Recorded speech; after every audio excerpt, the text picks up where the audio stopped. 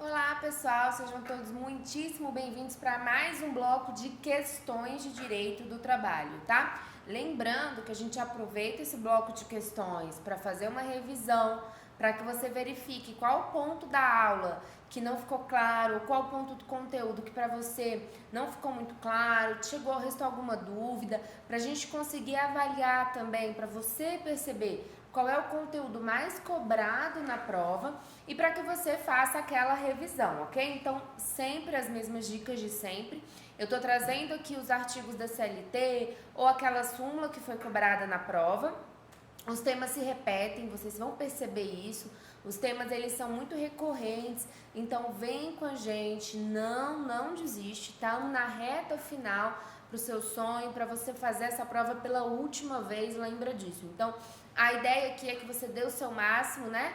Treino difícil, o jogo é fácil, e para que a gente consiga de uma vez acabar com essa questão da OAB da sua vida, resolver logo essa fase aí. Conta com a gente, manda as dúvidas para a área do aluno, tá? Eu tô tentando olhar aí pelo menos um dia sim, um dia não, para deixar acumular ali, né? Todo dia tem 1, 2, 3 perguntas, então no máximo 2, 3 dias eu tô respondendo. Não precisa só mandar dúvida, manda crítica, tanto positiva quanto negativa, então diz o que tá dando certo, porque nós aqui que estamos dando aula, a gente já deu aula há anos, em faculdade, em outros cursinhos, e às vezes cada turma, cada perfil requer ali um cuidado diferente, então me diz aí o que tá dando certo, o que tá dando errado. A gente tá aqui para crescer junto, fica à vontade e conta com a gente, tá? Direito do trabalho e processo do trabalho são duas disciplinas, são as disciplinas com maior edital, então se você olhar lá na UAB, são as disciplinas com mais conteúdo. Se você pegar o número de pontos do edital, você vai ver que trabalho e processo do trabalho são as disciplinas com maior edital. Nós temos uma quantidade muito grande de questões, mas apesar do edital ser gigantesco, nós temos temas que caíram uma vez só, entendeu? E aí a gente vai falar aqui nas questões desses temas que só caíram, né, só caiu uma vez, porque a gente não vai ocupar lá a sua teoria com que quase não cai. Beleza? Então, nós estamos aí no bloco anterior, nosso 8º bloco foi o anterior, esse é o nosso 9º bloco de questões, e nós estávamos falando de remuneração e salário, e aí agora a gente continua falando de remuneração e salário. Eu estou inserindo também questões de rescisão, término do contrato de trabalho, para que a gente possa revisar esses conteúdos, ok? Vem comigo para a tela, vamos começar aí na questão de número 36. Vamos lá, trouxe aí para vocês uma prova de 2017, o 22º exame, tá? Da FGV. Olha só o que diz a questão 36. Na convenção coletiva de determinada categoria, ficou estipulado que o adicional de periculosidade seria pago na razão de 15%.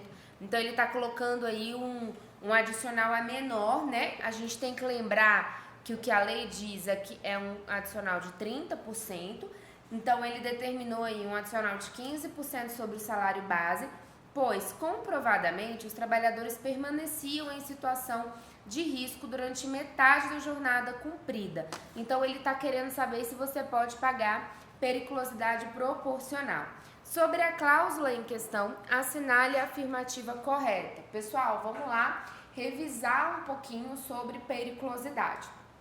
Quando a gente fala em periculosidade, nós estamos falando de um risco ao qual o trabalhador está exposto.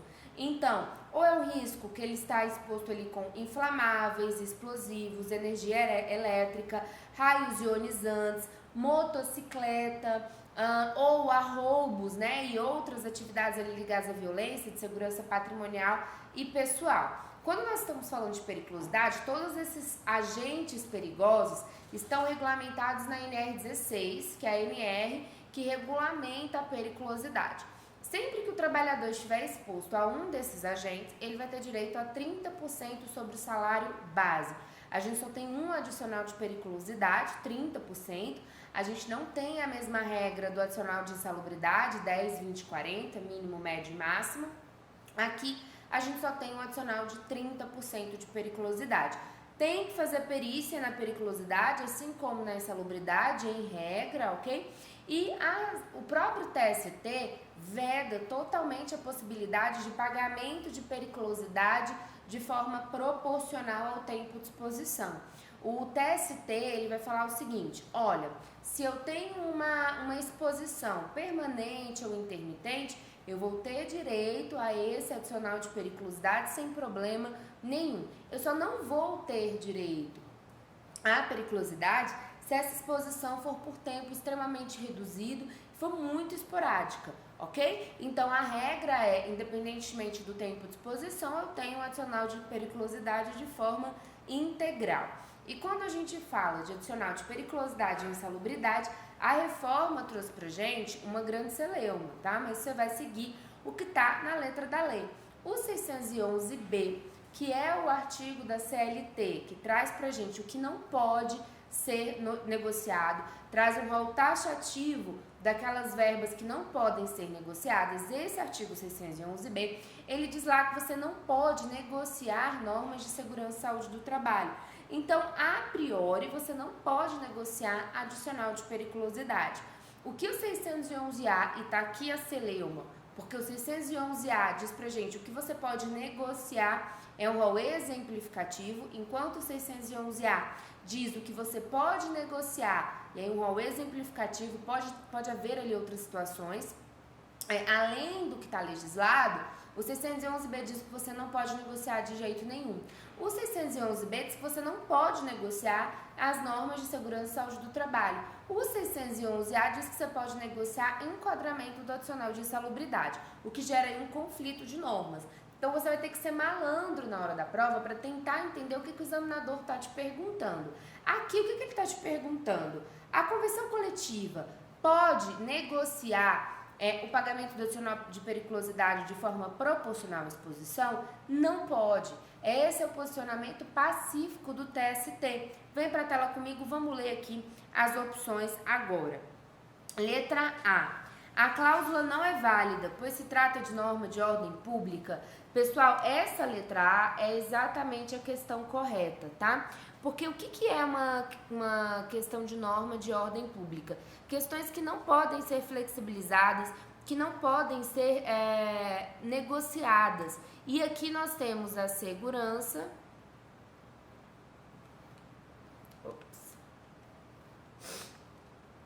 Nós temos a segurança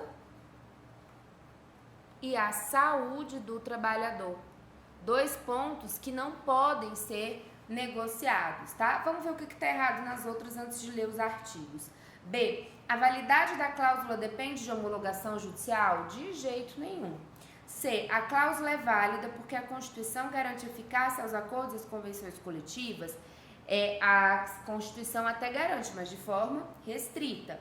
D. A legalidade da cláusula será avaliada pelo juiz porque a lei e o TST são silentes a respeito? Errado, o TST faz sim uma análise e a própria lei, eu trouxe aqui para vocês o 611B, tá? O 611B, artigo fundamental, tá? Eu sempre estou falando para vocês lerem para a prova, separarem ali os artigos mais importantes de leitura na véspera da prova, e o 611A e o 611B, sem dúvida, estão aqui no meu rol de artigos do coração para véspera antes da prova, tá? E aí, olha só o que diz o 611B, eu separei só os incisos que nos interessam para a questão. Constituem objeto ilícito de convenção coletiva ou de acordo coletivo de trabalho exclusivamente, olha aqui, só para você lembrar que quando a gente tem esse termo exclusivamente, a gente está falando de um rol taxativo, ok? Um rol taxativo, não pode haver outras situações. Então, exclusivamente a supressão ou a redução dos seguintes direitos. Inciso 17. Normas de saúde, higiene e segurança do trabalho previstas em lei ou normas regulamentadoras do Ministério do Trabalho.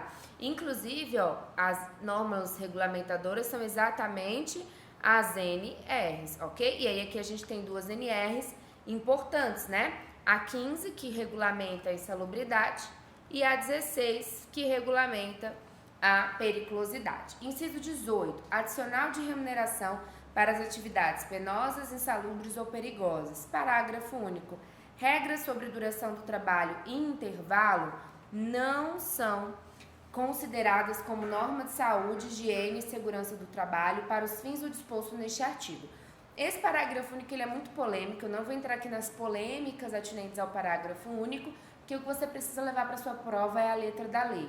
Então, o que você vai lembrar? Que para fins de negociação coletiva, as questões ligadas à duração do trabalho não são consideradas normas de segurança e saúde do trabalho, tá? É o que você vai levar para sua prova, de modo que para te lembrar que você pode sim flexibilizar intervalo entre jornada, banco de horas, tudo isso pode ser negociado, eles estão listados lá no 611A, porque se entendeu com a reforma trabalhista que para fins de negociação, as questões de segurança e saúde do trabalho não são, as questões de duração do trabalho, perdão, não são consideradas questões de segurança e saúde do trabalho.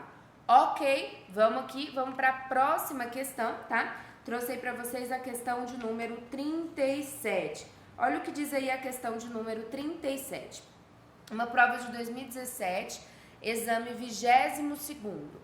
Célio e Paulo eram funcionários da Sociedade Empresária Minério Limitada e trabalhavam no município do Rio de Janeiro.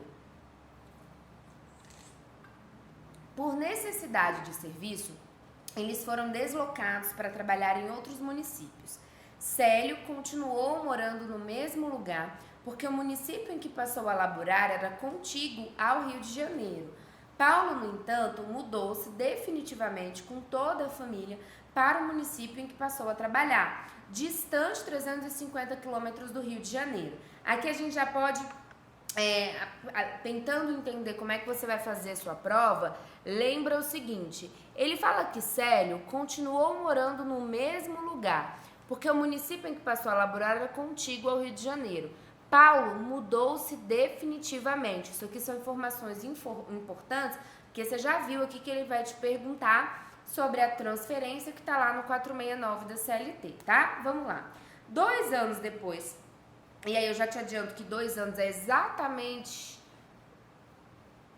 o período que o TST entende ali como uma mudança definitiva, ambos foram dispensados. A sociedade empresária nada pagou aos funcionários quando das transferências de locais de trabalho, salvo a despesa com a mudança de Paulo, que de fato é obrigação da empresa. Ambos ajuizaram ações trabalhistas. A partir da hipótese sugerida, assinale a afirmativa correta. Célio e Paulo não têm direito ao adicional de transferência? Verdade. Paulo e Célio não têm direito ao adicional de preferência, por quê? Célio continua morando no mesmo lugar e a transferência, ela exige a mudança de domicílio por tempo provisório, você não pode ter uma mudança definitiva. E Paulo teve uma mudança definitiva, a própria questão te fala que houve uma mudança definitiva. O que seria que a transferência que ensejaria o adicional de transferência? Uma mudança transitória, é isso que você precisa lembrar. Ou seja, é aquela pessoa que precisou se mudar, mas não de forma definitiva, de modo que ele leva toda a família, ele monta, ele se estrutura novamente naquela cidade. É uma pessoa que tem que ficar assim, 6 meses morando em outro lugar, ou seja, ele não fica de uma forma definitiva, ele tem aquela ideia de transitoriedade que ele vai voltar. Isso causa de fato um transtorno mal do trabalhador, porque ele não estabelece ali a sua residência, a sua casa, ele está sempre em trânsito, ele tem que voltar para ver a família. Então a ideia é que a transferência que enseja o adicional de transferência é uma transferência provisória que enseja mudança de domicílio. Então eu preciso mudar o meu domicílio, mas de uma forma transitória, não pode ser de forma definitiva. E a lei não dá prazo pra gente. A gente tem a jurisprudência do TST, que aí não precisa se preocupar com a jurisprudência, mas só para matar a sua curiosidade, porque você vai advogar na área trabalhista daqui a alguns meses, ela vem indicando ali que mais de 2 anos, a partir de 2 anos no mesmo lugar, já gera uma definitividade, ok? Vamos ver o que está errado nas outras? B. Apenas Paulo tem direito a adicional de transferência? Errado. Nenhum dos dois. Apenas Célio tem direito ao adicional de transferência? Errado.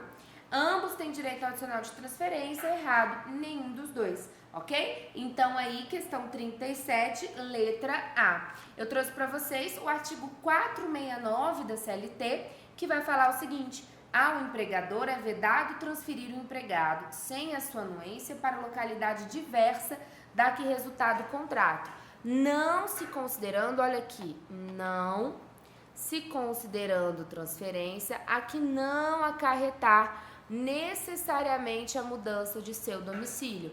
Então, primeiro requisito para receber o adicional de transferência.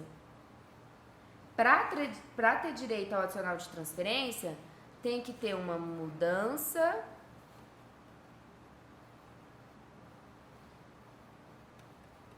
de domicílio. E o que mais? Você precisa ter aqui uma transitoriedade.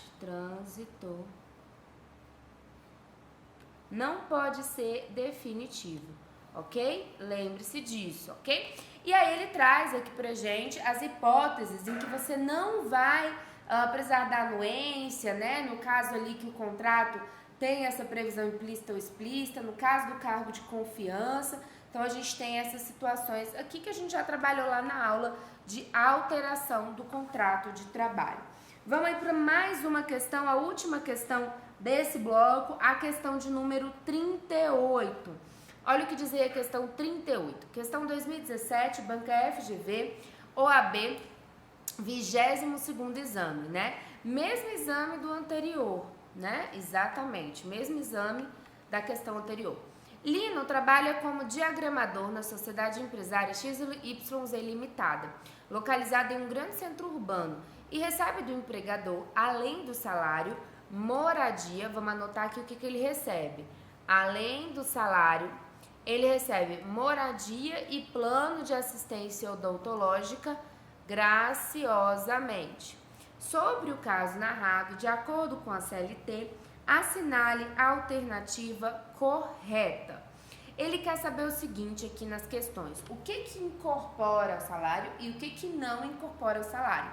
Outro artigo de ouro para sua prova, que você pode marcar ali, top 10 dos artigos para você ler na sua semana de revisão, é o 458, parágrafo 2º da CLT. Lá ele diz pra gente o que não é salário, o que não incorpora no salário do trabalhador. E é exatamente isso que eu preciso que você dê uma olhada.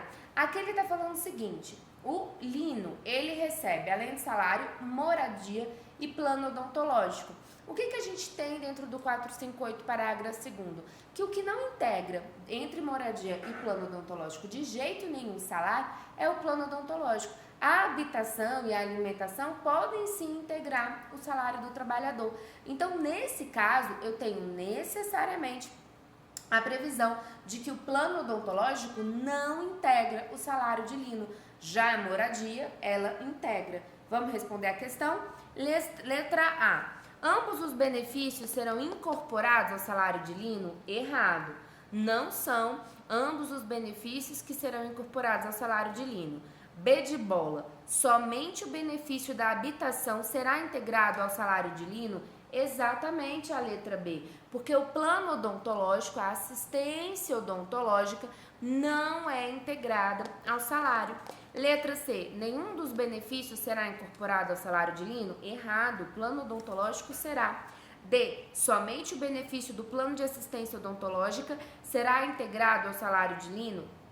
Errado. O plano de assistência odontológica não será integrado. Eu coloquei aqui para vocês o 458 da CLT, que fala tanto da habitação quanto do plano odontológico. Olha o que diz o 458. Além do pagamento em dinheiro, compreende-se no salário. Então, o CAPT diz pra gente o que é salário. O que é salário? O que integra salário? Para todos os efeitos legais, alimentação, habitação, vestuário ou outras prestações in natura que a empresa, por força do contrato ou do costume, fornecer habitualmente ao empregado. Em caso algum, será permitido o pagamento, obviamente, com bebidas alcoólicas ou drogas nocivas. Então, a alimentação, a habitação e vestuário vão integrar o salário do empregado. Você tem que lembrar aqui que quando a gente falar do empregado doméstico, a gente tem previsão diferente, tá? Vamos lá, parágrafo 1º. Os valores atribuídos às prestações in natura deverão ser justos e razoáveis, não podendo exceder em cada caso dos percentuais das parcelas componentes ao salário mínimo. Olha o que diz o parágrafo 2º, que é o parágrafo que eu quero que você leia, porque o AB adora. Não serão considerados como salário para os efeitos previstos neste artigo os vestuários, os equipamentos e outros acessórios fornecidos ao empregado e utilizados no local de trabalho para a prestação do respectivo serviço. Qual é a diferença do vestuário que está no CAPT, que diz que é salário, para o vestuário do parágrafo 2º, que diz que não é salário? A diferença aqui é que esse vestuário do parágrafo 2º é um vestuário necessário, ferramental, para a prestação de serviço. Então, um uniforme, por exemplo, não pode ser cobrado do trabalhador. Aqueles casos de lojas de shopping em que os vendedores são obrigados a comprar a roupa da loja para trabalhar, aquilo é um ilícito civil.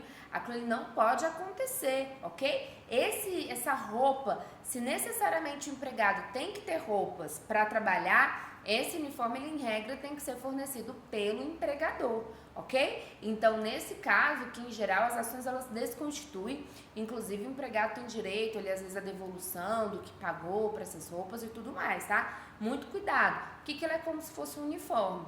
Então, a diferença básica do CAPT, do vestuário que está no CAPT do 458, para o vestuário que está no parágrafo 2º, é que no parágrafo 2º é o que é necessário para ele trabalhar. O uniforme não enquadra como salário. Por que lá no CAPT ele está falando que enquadra como salário? Lembra o conceito de salário? Contraprestação paga pelo empregador ao empregado pelo serviço prestado. Então, vamos supor que além de pagar o salário de R$1.000 todo mês, a empresa fornece para aquele empregado uma habitação que tem ali um aluguel mais ou menos ali por volta de R$300. Na verdade, lembra ali que o parágrafo 1º fala que o valor atribuído a essas utilidades tem que ser o valor do mercado? O que ele está falando? Ele está falando aqui o seguinte, olha, esse trabalhador que recebe R$1.000 de salário em dinheiro, mais R$300 de aluguel, ele não recebe R$300 em dinheiro, mas ele recebe o aluguel, uma casa, uma habitação, na verdade o salário dele é R$1.300. Então, se ele recebe R$1.000 mais uma casa, a moradia numa casa, na verdade o salário dele não é 1.000, é 1.300, porque o fornecimento dessa habitação é uma contraprestação. E aí as férias, o 13º, tudo vai ter que ser calculado sobre 1.300 e não R$1.000. É essa a pegada que vocês têm que lembrar, porque eu posso pagar salário, além de salário só em dinheiro, eu posso sim pagar também salário em utilidade. Quando o parágrafo 1º se refere ao salário mínimo, nos termos do 81 e do 82, é porque ele traz limites, tá? E qual é o limite que a gente tem? Pelo menos 70% do salário tem que ser pago em dinheiro. Essa é a ideia do parágrafo 1º. Eu quero que você leia várias vezes quais são as parcelas que jamais integrarão o salário do empregado. Olha o que diz aí, quais são os incisos do parágrafo 2º. Vem comigo. Para os efeitos previstos neste artigo, não serão consideradas como salário as seguintes utilidades: vestuários, equipamentos e outros acessórios fornecidos aos empregados e utilizados no local de trabalho para a prestação de serviço. Educação e estabelecimento de ensino próprio ou de terceiros, compreendendo os valores relativos à matrícula, mensalidade, anuidade, livros e material didático. 3. Transporte destinado ao deslocamento para o trabalho e retorno em percurso servido ou não por transporte público.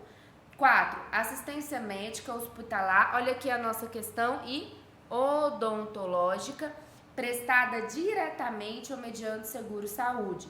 Seguros de vida e de acidentes pessoais, previdência privada, o valor correspondente ao Vale Cultura, seguros de vida e de acidentes pessoais, previdência privada e o valor correspondente ao valor do Vale Cultura. Eu repeti aqui os 3 últimos, desculpa, pessoal.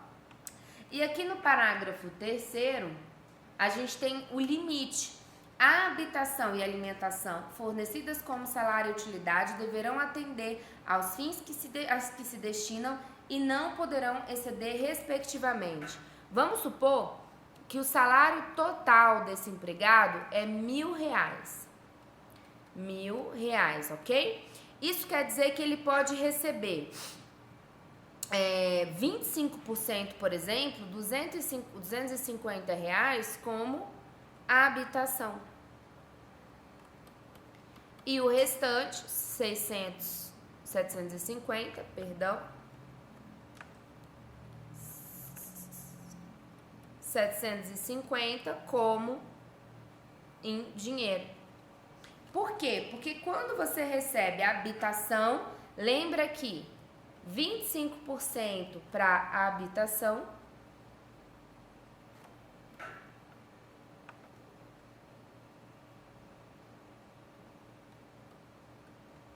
e 20% para a alimentação. Lembrando o seguinte, aqui é para o trabalhador urbano. Se a gente estiver falando do trabalhador rural, é ao contrário, 20 e 25. Cuidado com esse peguinha aqui, ok? 20%, deixa eu apagar esse X, senão pode confundir vocês, né?